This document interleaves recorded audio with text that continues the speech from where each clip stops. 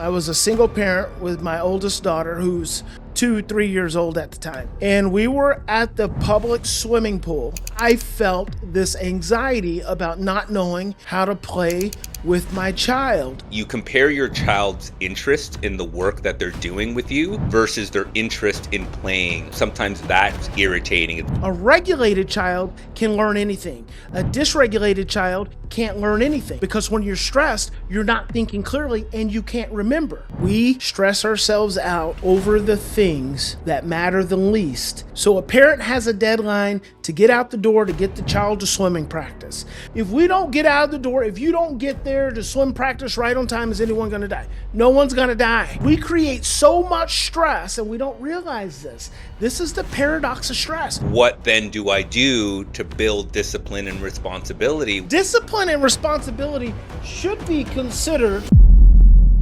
Parenting has a way of pulling things out of us we didn't even know were there. Fear, control, old patterns we swore we'd never repeat. Today I'm joined by Bryan Post. He spent nearly 3 decades working with families and children impacted by trauma and is one of the leading voices in love-based parenting. In this conversation, we explore why parenting isn't about fixing your child, but learning how to regulate yourself, and why love is not permissive, it's powerful. If parenting feels harder than you expected, this conversation is for you. Bryan, how are you doing today? Bless, brother. I'm fantastic. That is good. I'm really glad you're here. Parenting can pull things out of us we didn't know existed. I know it has for myself being a parent. But before we talk about any frameworks or the moment that changed you, when did you realize parenting wasn't about fixing a child, but about regulating yourself? So the first time that I realized that parenting wasn't focused so much on my child as it was myself was when I was about 26 years old, and I'm 52 now. And I have my oldest daughter. I was a single parent with my oldest daughter who was just 3 years old at the time. And we were at the public swimming pool, and I saw all these parents playing with their children, and I suddenly became conscious of how awkward I felt as a parent not knowing how to play. And it was just this moment of realization. And she's, my daughter, she's still adorable. She's 31 years old now, has given me one of my second of 3 grandchildren, but she was happy and content doing what children do. But I felt this anxiety about not knowing how to play with my child. And it was the most interesting experience I've ever had. And then I realized in that moment that this parenting journey was going to be more about me than it was going to be about her. And how I showed up within myself was going to make all the difference for how I showed up for her. And as soon as I had that realization, I realized that I had to do things, and this may be helpful for parents. I did not grow up with parents who played with us. My parents worked, they came home.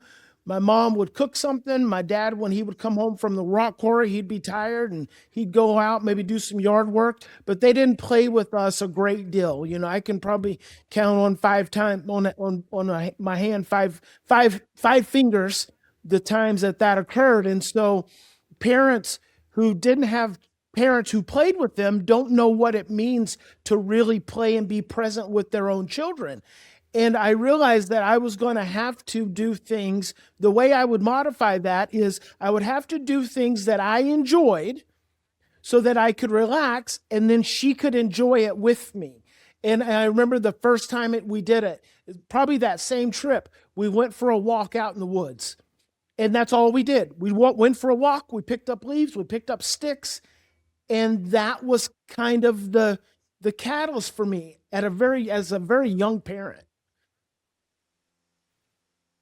I want to understand a little bit more about that play, that realization that you had at that point. When you say you realized that you didn't know how to play with your child, Take us through that emotion, that moment. What did that feel like? What were you thinking? So the emotion would have been one of shame, and overwhelm, actually, because I'm in the pool with my child who's happy, and you are kind of raised up believing that as a parent you're supposed to play with your child, and that's supposed to be a very natural, normal thing.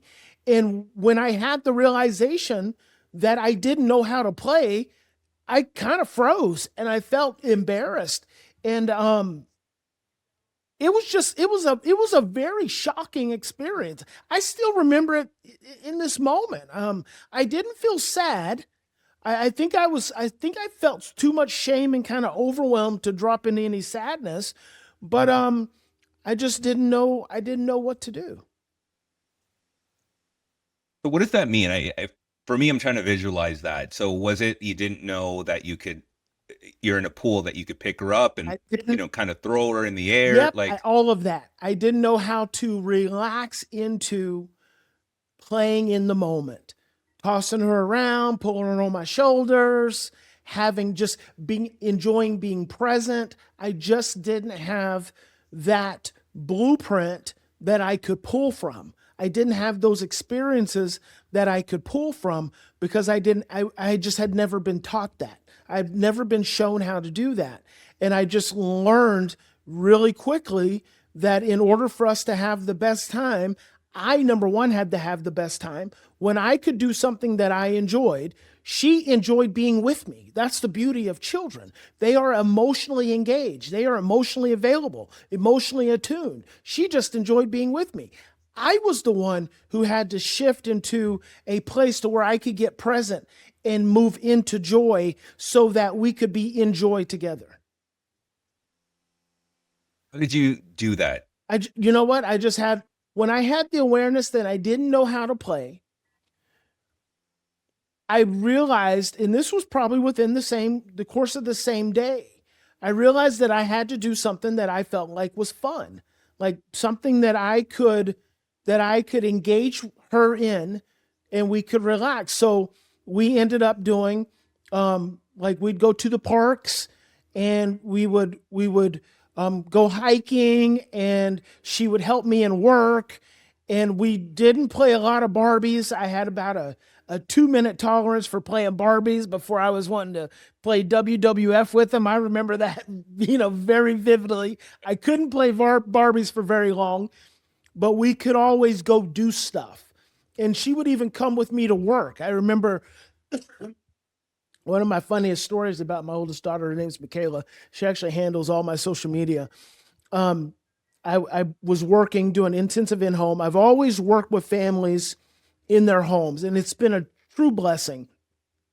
She was driving in a car with me. We were going in the country in Oklahoma, and there were ostriches along the side of the road. And I pulled over all the way in the ditch. In Oklahoma, it's all country, so you could pull all the way up to the fence. And I said, Michaela, look. And she stood up in the seat and she looked at the ostriches, and then she turned around and she said, golly, Daddy, those are some big chickens. That's one of my favorite stories about her when she was a little girl. It must have made you feel some ways because I'm assuming your daughter has said a lot of things when she was young, but people typically remember how the moment made them feel more so what was actually said. So, what was the feeling that you had in that moment that made this such a core memory for Which you? one? The ostrich or the pool? The ostrich. I think the feeling around that was just the beauty of her naivety as a child, just knowing how naive she was and just how beautiful she was, and how think I felt proud as a father to just have that moment with her, which would have been different than what I experienced, really grew up experiencing. Bryan, talking about present time and the work that you're doing right now, you just mentioned that you're doing work with families. So, what is the work that you're doing? Well, I've spent almost 30 years, Dwayne, working very intensively with the most at risk adopted and foster children and their families. Adopted and foster children, by nature of the experience, have trauma. That trauma creates a great deal of stress in their brain and body system, which then drives their behaviors. And those behaviors typically are negative behaviors. So when the child becomes stressed, they start to act out. And I always say an acting out child is a stressed out child. So I go into homes to help parents understand that it's not because the child is bad. It's not because the child is just being willfully disobedient or being defiant, that there is a deeper understanding of what is going on with this child that you can have that can completely change your relationship. But that starts with your understanding of yourself. So I've been doing that for almost 30 years all around the world. I spent 10 years, 12 years traveling around the world, and I would go stay with families for 3 days at a time. So I went to Australia a couple times. I went all over the UK, and I would stay with families, and I would work with them all over the US. I've been in every state in the US, and I would spend 3 days. I'd live with the family and help them have emotional breakthroughs in their relationship so that they could create a more peaceful home and more peaceful relationships and feel more empowered as parents as the child grew up. What does that look like in action when you walk into a home and you're there to do your work? What does that look like? Take us So through that. typically when I would show up in a home, and even to this day, I still work in homes. I don't like working in offices. I feel it's a limitation of mental health, and I feel like we do it more or less because it's convenient and it's comfortable for us as clinicians. But as a mental health professional, I've always spent my time in homes, and so I'll walk into a home and get a good sense of the environment. It's like I'm almost like when a dog walks in an environment, he sticks his nose up and he sniffs. I'm just sniffing the environment, but the sniffing is I'm feeling the energy of the environment. And then I usually sit down with the parents and we'll just start talking about, I don't like to mess around. Like I'm an expert at this stuff, and people have suffered for years. I don't have to make nice. And when I show up in your home and when I'm present with you, I'm about that business, and that I am someone that you can trust, and someone who's going to hold you, and someone who's going to help you walk through a really dark space in your life. And so we'll sit down and we'll pretty much just get right into what the challenges are, what's going on. A lot of times I won't even talk to the child. I'll wait and let the child come to me. I'll wait and let the child come into the environment and start to listen to what I'm saying and listen to the parents. And then just organically we'll move into the work. So there's cognitive and there's emotional. There's left hemisphere and there's right hemisphere. We spend so much time in mental health just cognitive, talking and rationalizing and processing and having homework and having tools and having techniques. But there's a reason that children grow older and don't grow better, because relationship is not cognitive. Relationship is emotional. So you got to engage the right hemisphere. So I'm talking to you, but as I'm talking to you, I'm listening, and I call them emotional invitations. I'm listening to the communication patterns. I'm watching the body language, and I'm waiting for you to give me an emotional invitation. And as soon as you give me an emotional invitation, now we're going to go to work. Because the true breakthroughs are in the emotion, or in the body, or in the heart, or in the gut. That's where the true breakthroughs are. And here's something people don't understand about trauma. Trauma is energetic. Trauma is not cognitive. It's not a cognitive framework. It's an energetic framework. When you've experienced a traumatic event, and trauma is any stressful event which is prolonged, overwhelming, and unpredictable. And when that event goes on, unprocessed, unexpressed, and misunderstood, that event has the ability to impact you for the rest of your life. But when you can express, process, and understand, then you take that stressful experience, you store it in a very coherent way in your body mind system, and then if something triggers it, you know what it is. But half the time we don't get an opportunity to express, process, and understand trauma. I call unexpressed grief the single greatest trauma that exists in our society, because we are so afraid of emotion. We are so afraid to cry. Our safest emotion is anger, because anger keeps us safe. And so what I do is I wait for people to show up, give me an emotional invitation, And then I start the process of dropping them into their bodies and into their hearts and into the core of the story. And I do that with I always say that when someone calls me into a home because of a child, I always work with the family and I always start with the parents.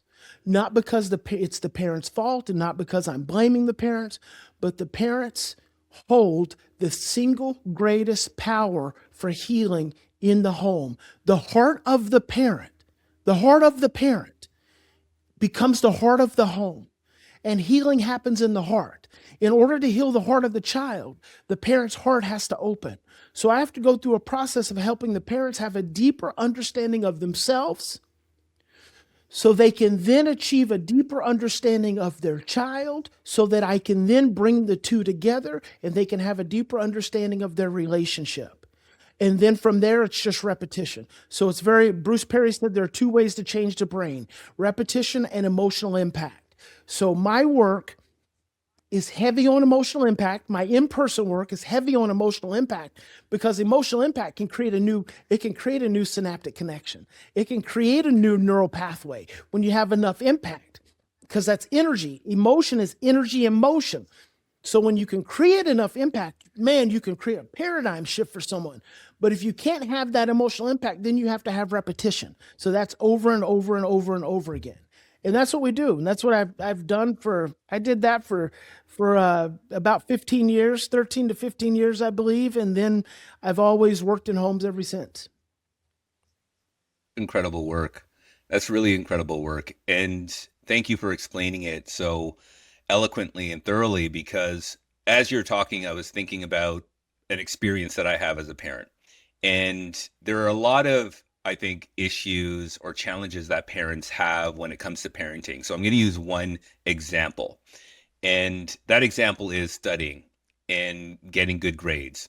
So my daughter is in grade 6. And at this point, math and English and geography, all those sort of things are very simple, at least to me, right? However, a lot of parents go through helping their kids at home through, let's say, math, for instance, or English, or whatever the case is. And as they're doing the homework with them, the parent knows what the answers are. They know how to do it for the most part. I will say there's a lot of new ways that kids are being, trained today and educated that I'm like, we didn't learn that this way, but you get the basics of it and the understanding after doing it with your child, and you spend time with them. And as you're spending time with them and you're going through the homework, it's, sometimes it ends up in tears, right? Because you're trying to get them to understand something which cognitively, logically, you understand that these answers, 2 and 2 is 4, but your child keeps saying 2 and 2 is 22, right? I'm just using that as a silly example. And as you're doing that, as you're talking about the emotion, your emotion starts to become aggravated or frustrated. Like, why isn't my child getting this? And then they start going into tears, right? Because they're feeling your frustration and they're becoming frustrated.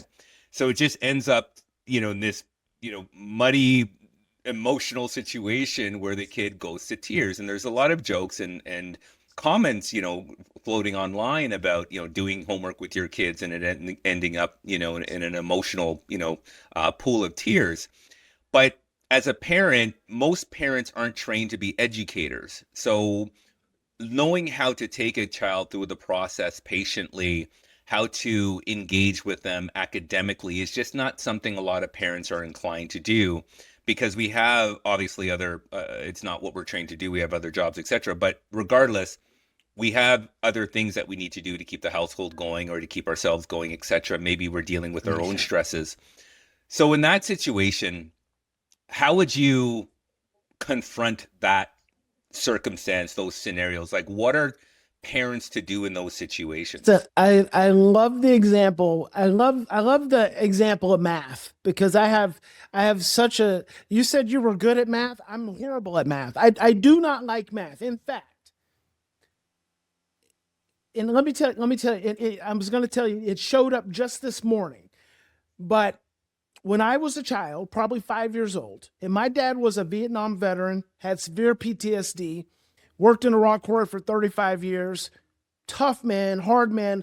He loved us, I probably heard him say I love you 3 times throughout my entire life, but I know he loved me because he worked hard for us. That was service was his way of loving us. When I was a child and I was learning 2 plus 2 and 3 plus 3 and 5 plus 4, my dad would sit me on the floor and he'd be laying on the bed and he would flash the flashcard. When I would miss the card was so 2 plus 2, 3, no, flashing up. 4 plus 3, 7. See, no, no. All right, good. No, no good. 4 plus 5, 8. No.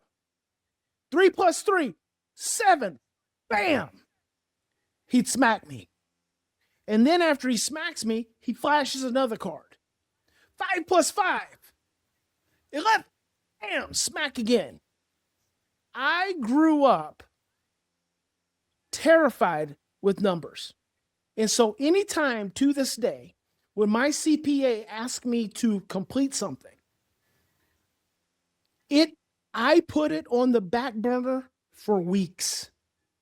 I will postpone, talk about procrastination. I will procrastinate for weeks. Now, to get back to what you're saying, this is very important. Joseph Ledoux is a New York University neuroscientist. He wrote a book called The Emotional Brain. One of my favorite quotes: in times of stress, our thinking becomes confused and distorted, and our short-term memory is suppressed. When we are stressed, we cannot think clearly and we cannot remember. So if you're working with your child and you start to become stressed because they miss the answer, your thinking starts to become confused and distorted. Now, what does that mean? The easiest one is, well, if they don't know this, they're going to mess up on the test. And then it gets a little more intense. If they mess up on the test, they're going to get a bad grade. And then it gets a little more intense. If they get a bad grade, they're going to fail. Then it gets a little more intense. And if they fail, I'm going to have every other parent thinking I'm a bad parent and then my child's a dummy. And then they're not going to graduate. And then they're never going to go to college. And then they're never going to get a job. And then they're going to move back in home with me. You see how quick that happens? All within moments. And so, Do you know what I want to add in there before you continue? Yeah.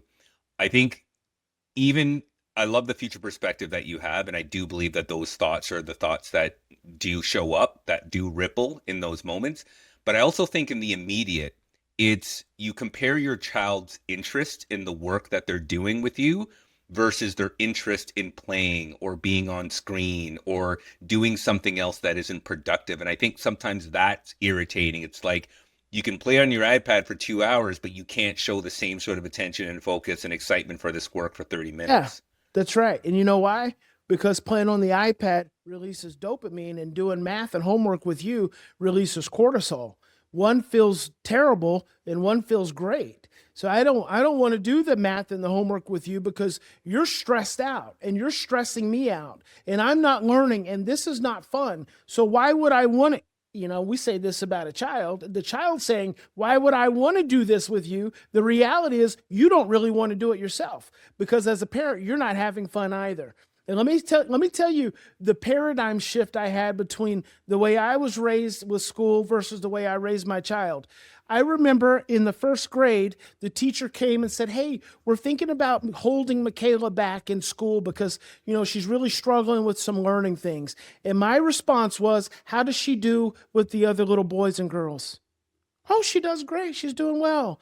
I said, then we'll be fine. She'll pick up the schoolwork. It'll be fine. It won't be a problem. I was more interested in her social and emotional development than I was her cognitive development because I know that a regulated child can learn anything. A regulated child can learn anything. A dysregulated child can't learn anything because when you're stressed, you're not thinking clearly and you can't remember. So we have a responsibility to our children to remember that if we want them to learn, we have got to be calm. Because if we're not calm, we're stressing them out. And it's bad enough that they already go to school all day and are stressed out. And then the school sends home. I'm not an advocate and proponent for homework. I believe that school needs to stay at school. I believe that families have enough challenges and stressors. And just like you said, you got bills to pay and laundry to do and food to cook. Parents have enough stressors to deal with without having to do the job of the school. The school should do the job of the school at school. And so what I used to do with Michaela is we would go to the park and I would just do her homework for her so that we could get it done, or I would give her the answers, or she'd do one and I'd do one, and then we could go play. So we would take about 10, 20 minutes to do homework, and then we'd go play. She eventually ended up getting straight A's, went to college, got her bachelor's degree, all that stuff. But you're telling me at first grade you want to hold her back because she's not learning reading, writing, and arithmetic. That's not why she's in school right now. I need her to just learn how to play with other boys and girls. So if parents can realize that homework just needs to get done, don't make it a stressor. Because when you don't make homework a stressor, you get to make it a fun thing, an enjoyable thing between you and your child. And then the very act of learning becomes a fun act.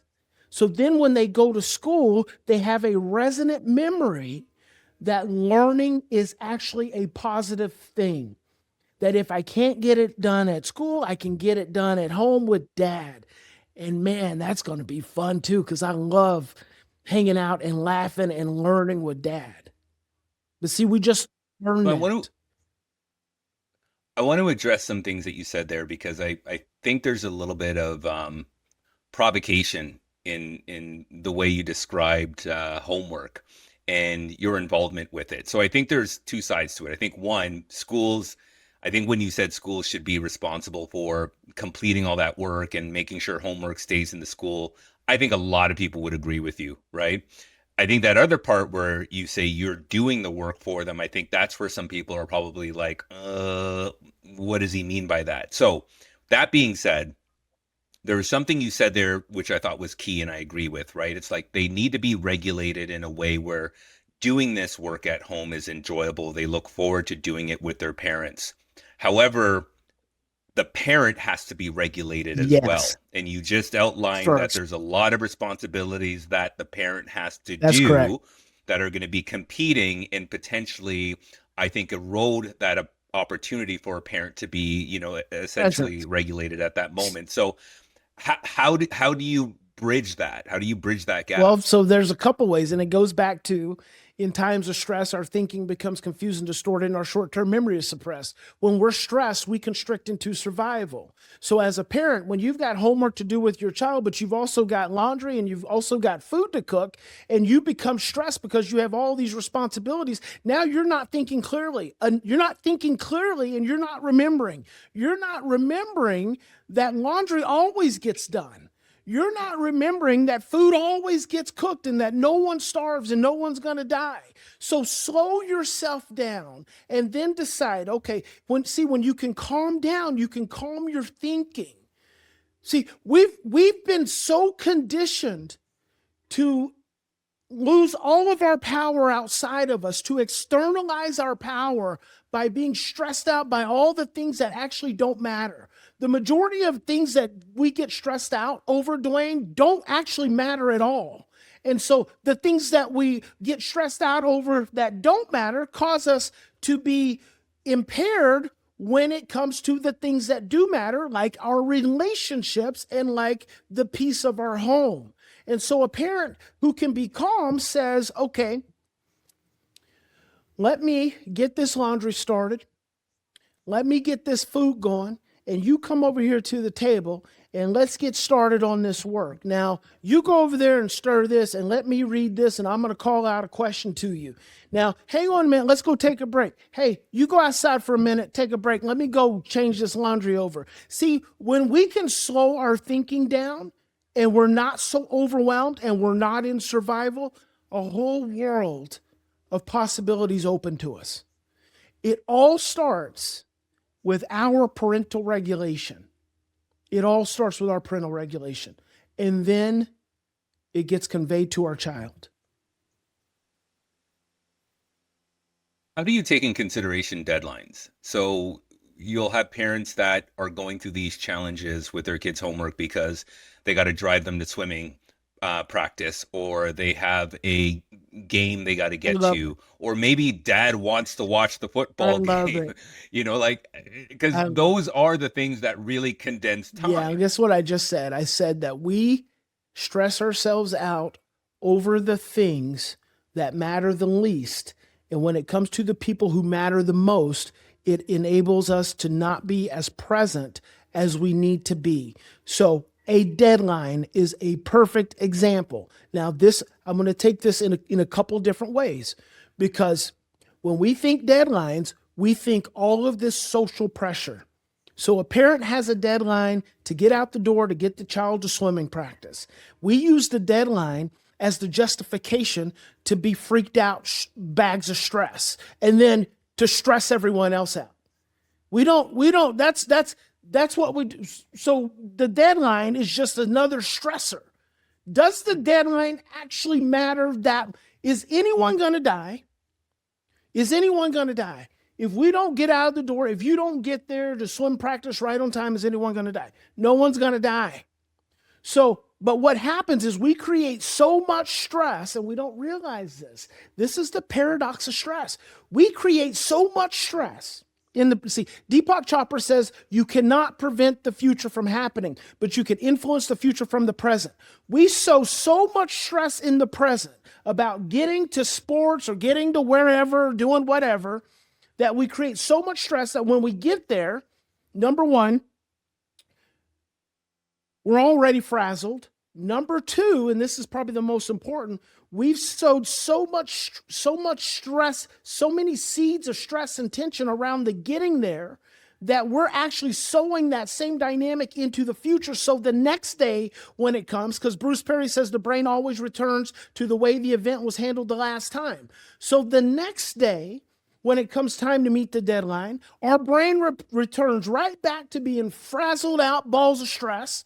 And we go through the same thing all over again. And then before you know it, your kid doesn't want to go to swimming anymore. Now that stresses you out too. You're like, well, why don't you? Now you just want to give up on things. And it's because no one is having any fun. It's all stressful. And we do it to ourselves instead of relaxing. And here's the thing, because parents will hear me saying, well, you're just saying you let the kid get away with it, or you don't hold him to the dead. That's not what I'm saying at all. I'm saying that your brain returns to the way the event was handled the last time. And energetically, you are influencing the future from the present. So what you put in the present is what's going to show up in the future. So if I want to meet the deadline, I got to get even calmer. I've got to get even more present. And here's what happens when you're present and you're regulated. Time, instead of constricting, actually expands. Because 2 minutes of sitting with you and looking at you and telling you how much I love you, telling you how much I value, listening and asking what's going on, what are you stressed about, what are you worried about? 2 minutes, 3 minutes. Helps you relax, helps me relax. And then we get the thing done, and then we go and meet the deadline. That's what happens when you're stressed with time. Time goes really fast versus when you're regulated. When you say 3 minutes, and I love to do this, you say 3 minutes. If you're stressed, 3 minutes seems like nothing. But if you put the timer on and you actually time 3 minutes, 3 minutes feels like an infinity. But see, we have such a stress reaction to all these impending, looming threats. And we're talking about a deadline on a podcast as a fake scenario in a family. Of course, families have this all the time for a family. But we don't realize that framework of a deadline there's a reason it's called a deadline. Deadline. There's a reason for that. That comes from generations of probably trauma. We don't realize that probably 3 generations ago, there was a dead line in our lineage that changed our DNA that informs how we think about deadlines to this day. We don't realize that we're freaking out over deadlines because it's coming from something 3, 4 generations ago that we don't even realize is still informing us. Trauma, stress and trauma can be passed down through the DNA for up to 15 generations, and we are not conscious of it. So what I'm asking parents to do is to slow down. It doesn't mean you get less done. Breathe. Breathing is the single most important thing you can do, because breathing is the thing that keeps you open for regulation. Breathing is the thing that keeps your thinking clear. Breathing is the thing that keeps your short-term memory turned on. Breathe, slow down, and you'll still get everything done. You'll still get everything done. How do you explain to someone that listens to everything you just said and says, well, now, what does this mean? Because it sounds like if I discipline or try to provide discipline for my child and responsibility, it's going to be something that they won't respond well to, and therefore I just need to avoid doing that. But then it's, what then do I do to build discipline and responsibility, which I think we could both agree are important characteristics for people to have. So how do you balance 100%. That? Discipline and responsibility discipline and responsibility should be considered at the top of the hierarchy of characteristics for adults. I know that discipline and responsibility, being disciplined and being willing to take responsibility, are characteristics, core characteristics of highly successful people. Because you don't get to a successful place without being disciplined and without taking responsibility. But here's the thing, Dwayne. The definition of discipline is to teach, not to punish. And when you're stressed, and when you're not thinking clearly, and when your short-term memory is shut off, you can't learn. So we are trying to discipline children, and we are not disciplined ourselves. We are trying to discipline children, and we are stressed out, not realizing that we are stressing them out more, not realizing that we're not disciplined enough to remember that when we're stressed, we're not thinking clearly, and our short-term memory is shut down. And then what happens, and this is society. This is what society has done to us.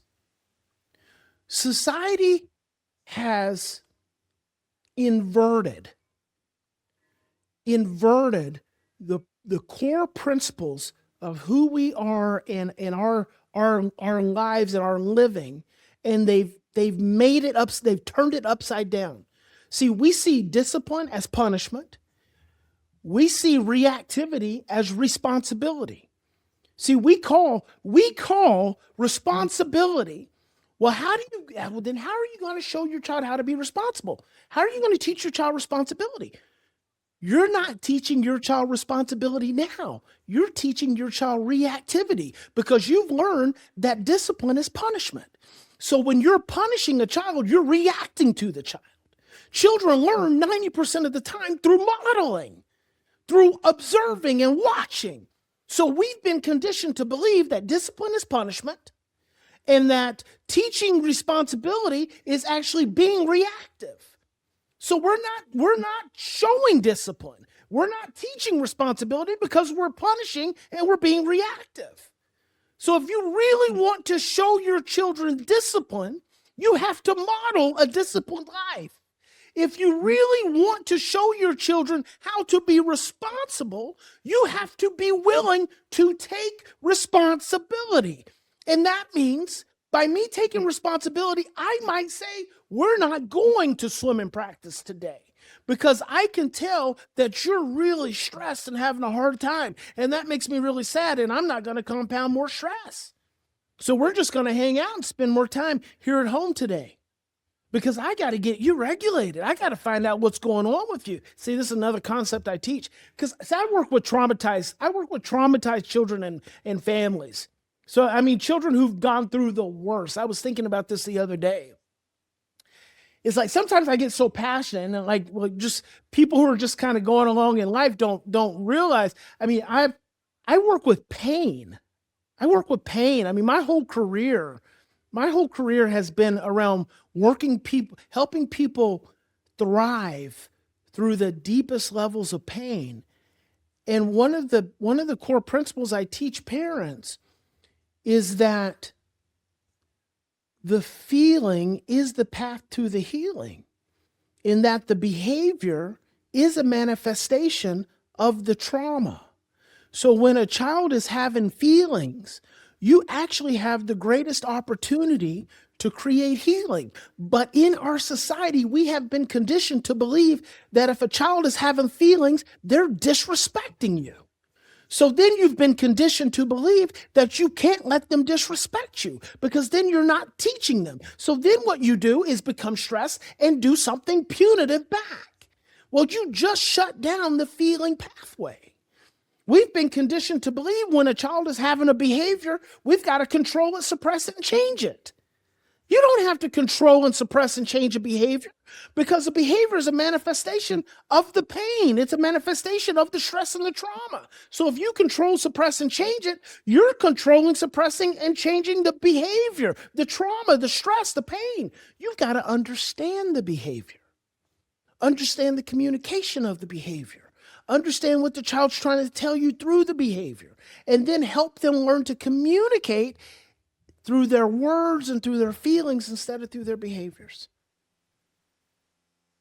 So I want to pause there for Yeah. a second because I feel like the work that you're doing right now is part of the framework that you had a journey towards from that pool experience to where you are now. And that sounds like you're more regulated, and I'm assuming there are parents out there that want to understand how to go to that journey. So walk us through that experience, that journey for yourself from discovering how you felt in the pool at that moment to applying the framework and doing the work that you're doing right now, being more regulated. What was that personal journey for you? A process of deep emotional confrontation and challenge and command.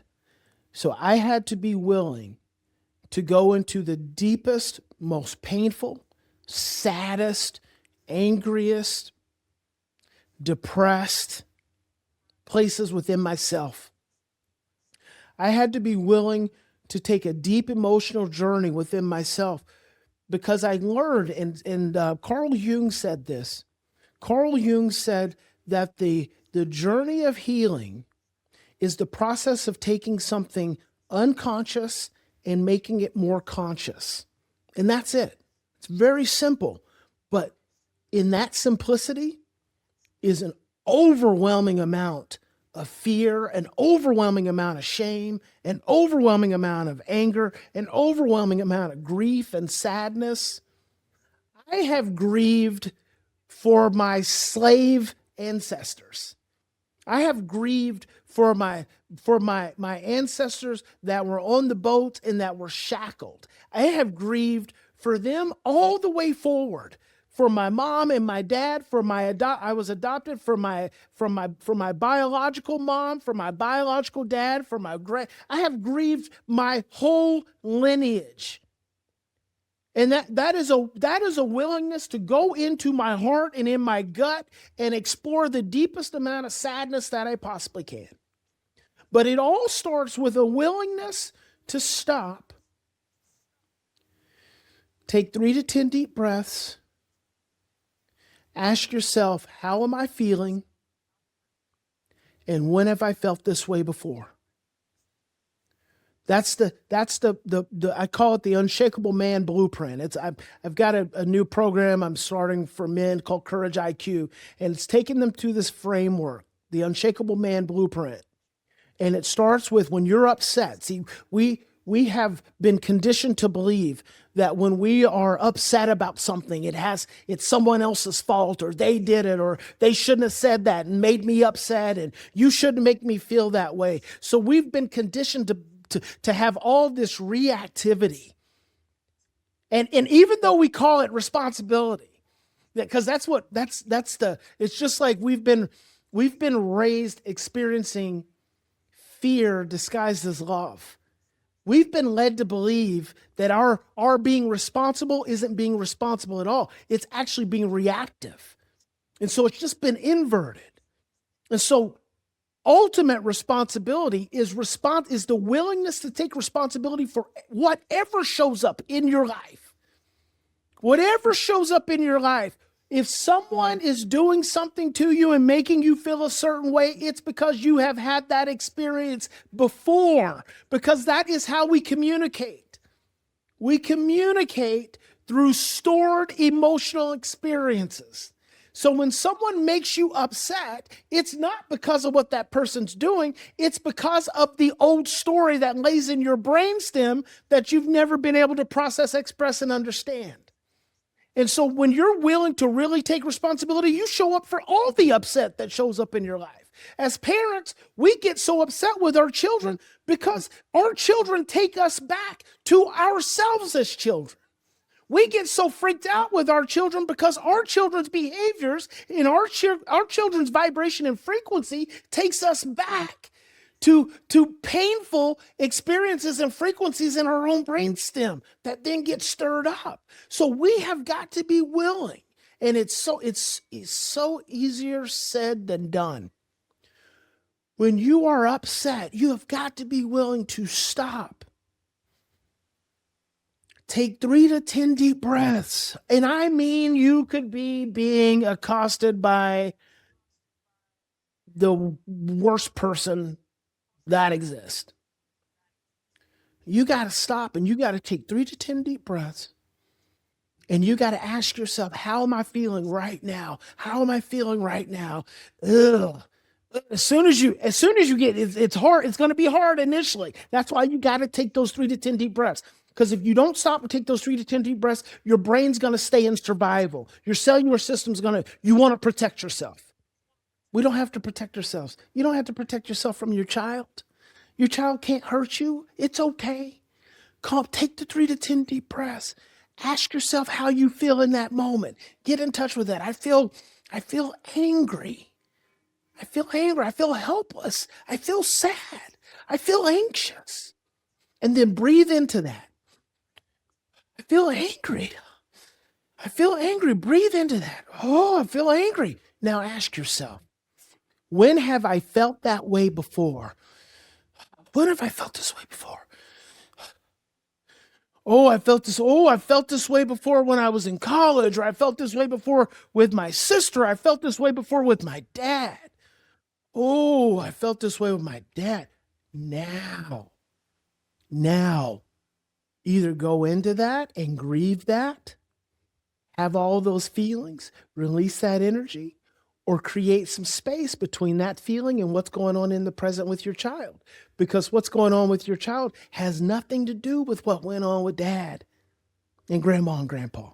And you create some space, and then you can move from your fearful place back to your loving place.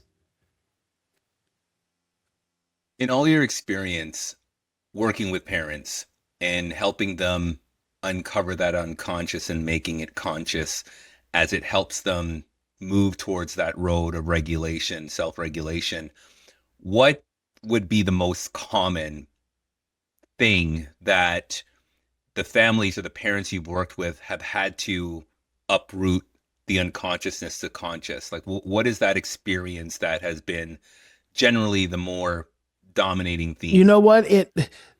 Probably the most dominating. Well, there's not one. There hasn't been one that's the most, but one of the most common is spiritual bypass. Why give that all up to God? Number 2 is, well, it doesn't matter anymore. Okay. And number 3 is, if I allow myself to get upset, I might not ever get over it.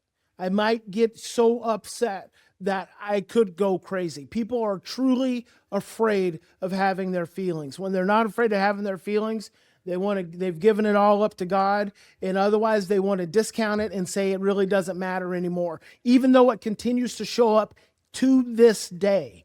So we're actually, when it comes down to it, we're actually more fearful than our children are.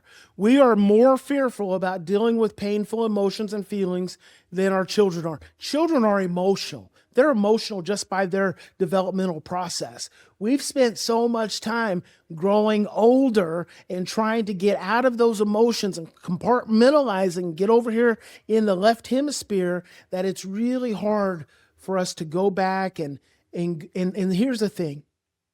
You're not going back into your past experiences and blaming anyone. You're not going back into old painful events and reliving them just so you can be mad today or be mad back then.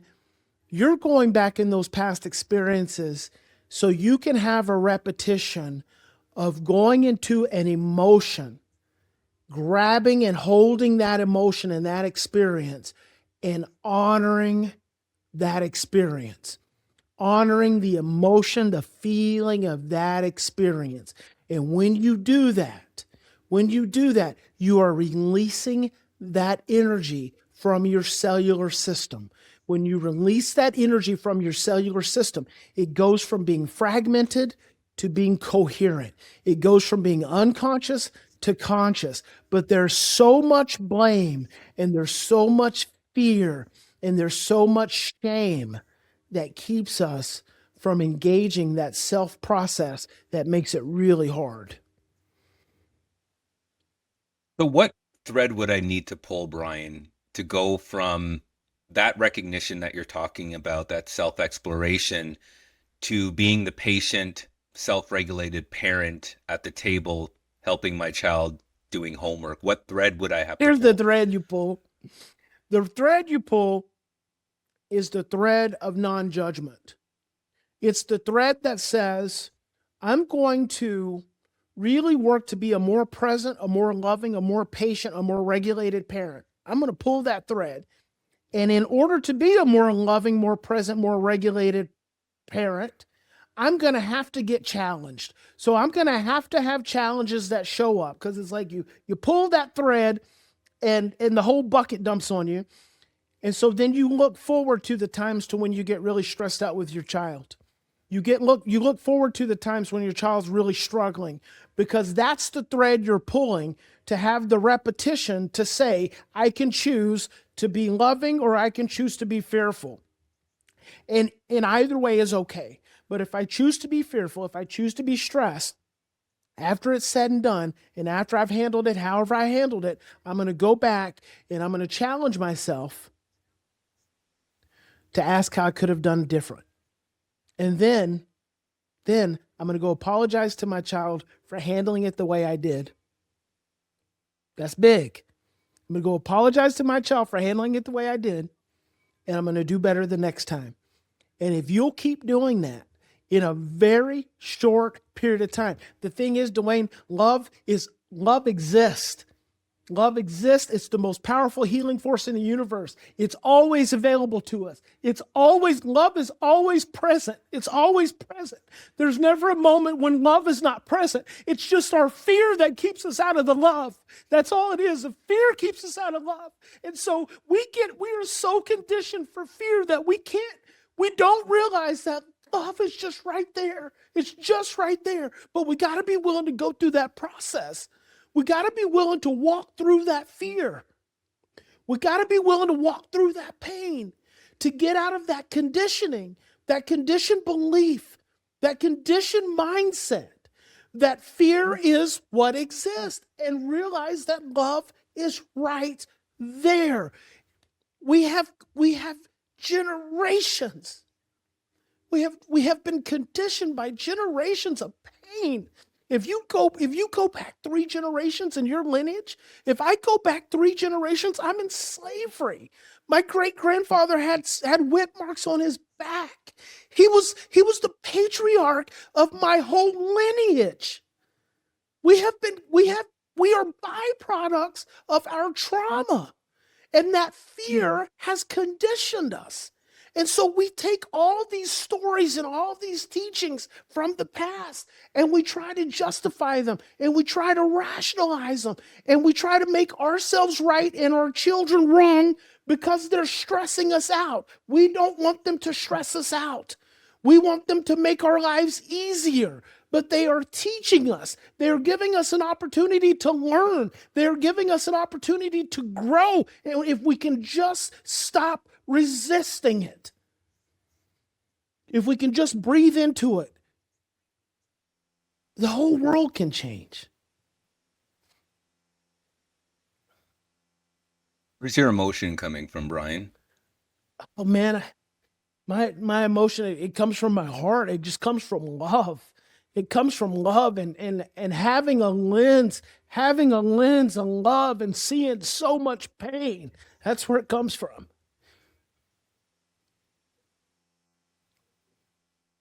You know, there was a situation that occurred in Australia. I think a child may have been killed by a parent, and the parent had told the police that she had done consulting with me at some point and that I had suggested depriving a child of food or, locking a child away or doing something crazy. And I said did not, number one, I don't know who that parent is. And number two, I don't teach that. And I was thinking about this the other day. I've been teaching this for 30 years. And I've written 20 books. I've done so many podcasts, so many lectures. There is no fear in anything I have taught for 30 years. There is no punishment in anything I have taught or said for 30 years. And I can tell that I told that law enforcement person, I said, I can tell you exactly where that comes from.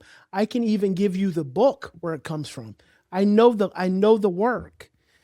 I just have a lens of love.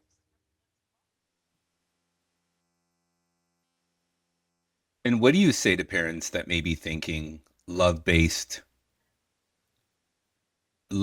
teaching in this case is permissive? Of that. Well, maybe it is. Maybe it is permissive. Because I can imagine when I think about using love, and I think we as parents, we try to do all things through love. But when I think, and again, going back to the homework scenario, you have this logical side of your brain. And when you think about your logical side of your brain says when you say something, you expect a response that essentially follows whatever you say or whatever your expectations are. However, if you use your emotion, which is more through feelings and more through this love-based act of parenting, the initial response you're waiting for, the reaction you're waiting for, the follow-through you're waiting for will take more time. I compare it a lot to saying, like love, for instance. We can use love as an example. I could say, Bryan, I love you. That's cognitive, right? However, for me to show you love, it's going to take more time. And more importantly, for you to feel that love, it's going to take more time. So I think a lot of parents are in this point where I want my child to be successful today because they have a test tomorrow. And all those implications, like you said earlier on, in terms of how it trickles down in the minds of a parent of how this is going to be perceived in the long run if their child doesn't do good on the test, forces them to say, I don't have the time to spend on maybe that pendulum swinging solely into the love-based training because I need them to get this right now. And that initial cognitive choice is let's get the results today. So that to me, I think is the battle for a lot of parents. Yeah, listen to what you just said, Dwayne. You said, I don't have time for love. I don't have time to teach them love. I need to teach them this fear because there's so much pressure from society. And here's the thing, and this is the other thing we miss. We have been taught to externalize control, that controls are externalized. And what we don't realize is that true control is internalized. It's internal. And so true power is internal. It comes from regulation. It doesn't come from dysregulation. You can choose to be very aggressive and try to teach your child something today, and you don't realize that you're stressed. You're not thinking clearly. Your short-term memory's turned off, because you can still teach your child that same thing today and not have to be completely stressed out about it. It doesn't have to be either or. You can still get things done. Your child can still accomplish things. They're going to accomplish more. They're going to be more successful by your loving presence and engagement. Love actually becomes very aggressive. See, I think that's inverted. We think that love is very passive and very permissive, but love is actually very aggressive. Love is actually very hard. It just looks and feels different. If I say to you, Dwayne, I love you so much that I'm going to invest all of my time today, all of my energy today into making sure you feel that love. Because I know that when you feel that love, that homework is going to get done. That schoolwork is going to get done. So you got me. You got me today. I'm here with you. That's pretty aggressive. Most parents would not do that. And you don't just get the same result. You get a lifelong result. And it reminds me, I know we're going to be wrapping up here pretty soon. It reminds me of a story that Mahatma Gandhi's grandson told. He said, I had to go pick up my famous grandfather from the airport, and I was running late. So when I got there, he asked me why I was late, and he said, I lied to him. And he said, I lied to Gandhi. And he said, I didn't realize that he already knew I was running late. He was just asking me why. And so after I lied to him, he got really quiet. Tears started to stream down his face. And he said, I must repent for whatever it is I have done to you, that would cause you to be so afraid of me that you would have to lie. So I will walk this 15 miles home. And his grandson, decades later, tells this story of, I still remember following my grandfather 5 miles per hour in the dark as he walked 15 miles because I lied to him. That's the power of love. That is hard. That is aggression. That is responsibility. But it's just in a different way. His grandson never lied to him again after that. No, none of us would, but none of us get an opportunity for that model of what responsibility taking really looks like. If somebody listening right now sees themselves in your story, Bryan, what would you want them to understand right now? When you say sees them in my story, you mean like see them as kind of stressed and wanting to be more regulated? They see themselves in your story, like they see that journey, but they're just not where you're at. Yeah. Well, that's a beautiful thing, because wherever I am right now, I hope to be somewhere else in the days and weeks and months and years to come. And what I want parents to do is stop judging yourself and start being aware. Just start slowing down and then start asking the question, what if? What if this isn't what I have been led to believe it is? What if it can be something else. And then give yourself an opportunity just to explore the possibility in the moment that you can actually breathe and calm down, and you can seek to understand your child, that you can ask your child, what's stressing you right now? What are you afraid of? What can I do for you? How can I advocate for you? What do you need from me? How did I let you down? And then listen, and apologize, and then just do it different the next time. It's not about judgment. It's not about blame. It's just about all of us holding ourselves accountable and responsible, and in the process, teaching our children so that we grow up accountable and responsible children. That's all. I think you've created a paradigm shift in a lot of people's minds. Is there anything we talked about or anything we didn't talk about today that you wanted to touch on? Well, I think we covered it. Beautiful. Well, this is the time I give you the floor to read that letter to your former self. Okay, great. So this was interesting. This actually triggered some sadness in me when I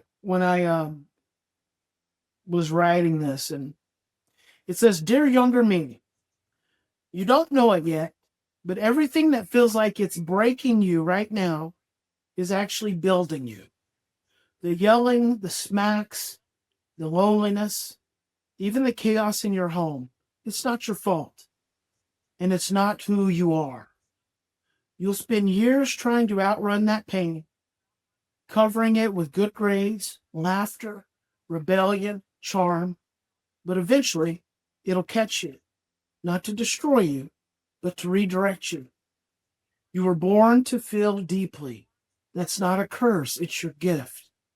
One day that sensitivity will become the very thing that heals others. Hold on. Keep breathing. There's love coming, real love, not the kind that's wrapped in fear and called discipline. You're going to grow into someone who teaches the world that healing begins when fear ends. And you'll do it not because you were perfect, but because you were honest, because you lived it. And if I could tell you just one thing, you were never crazy. You were grieving. Love the man you became." Thank you for that opportunity. That was beautiful. Thank you. Thank you for putting so much heart, not only into that letter, which obviously displays a lot, but into everything you said, all your words today. I know I took away a lot, and I could tell you actually, I am really excited for the next homework session with my daughter. So I've never said that before in my life, Bryan. So thank you for that. You're welcome. You're welcome. My pleasure.